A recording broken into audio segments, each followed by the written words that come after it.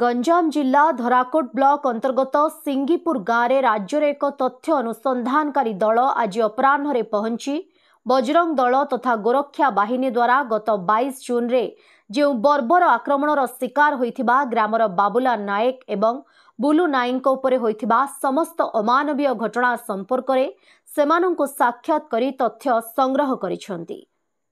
गाँवर विभिन्न व्यक्तिंक ठारू मध्य ए हृदय विदारक घटना शुणी स्तब्ध होइछंती।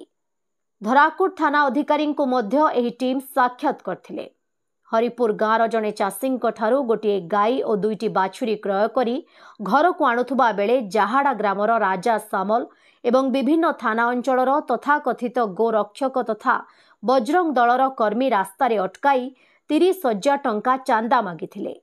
एते टंका देबाकू से निजर असमर्थता प्रकाश करिबारु सेमाने संघबद्ध होई माड़ मारिबा सह तांको मुंडर गोटे पार्श्व को लंडा करी रास्तारे बुलाइले।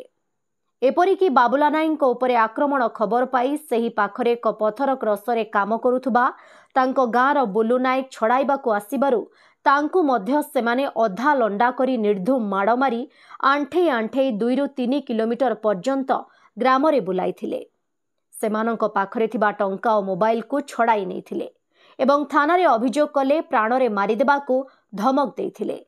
माड़ खाइबा परे पीबा पाई पानी मागिबारु नर्दमार मैला पानी एवं घास खुआइथिले।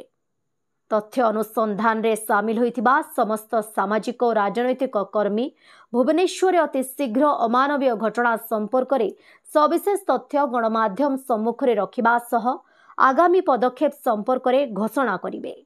एही तथ्य अनुसंधानकारी टीम रे ऑल इंडिया फॉरवर्ड ब्लॉक रो साधारण संपादक ज्योतिरंजन महापात्र, सीपीआई लिबरेशन रो महेंद्र परिड़ा, सीपीआई रेड स्टार रो राज्य संपादक प्रमिला, लेखक तथा सामाजिक कर्मी मानस जेना, सीपीआई रो विदेशी नाहक वर्षियान सांबादिक सुरेंद्र पात्र, सामाजिक न्याय आंदोलन रो अक्षय मल्लिक, अजय महापात्र, वासुदेव भट्ट, चिदानंद जेना, अखिल भारत छात्र संगठन रो संघमित्रा जेना, अखिल भारत क्रांतिकारी कृषक सभार राज्य संपादक शंकर इनकिलाब, अग्रगामी महिला संगठन रो साधारण संपादक लक्ष्मी डोरा, ओडिशा दलित अधिकार मंचर भिकारी नायक, आंबेडकर विचार मंच भंजनगर सत्यनारायण नायक, सांबादिक सोरेन नायक, मुना नायक आदि सामिल होइथिले। ब्यूरो रिपोर्ट, स्वतंत्र वार्ता लाइव।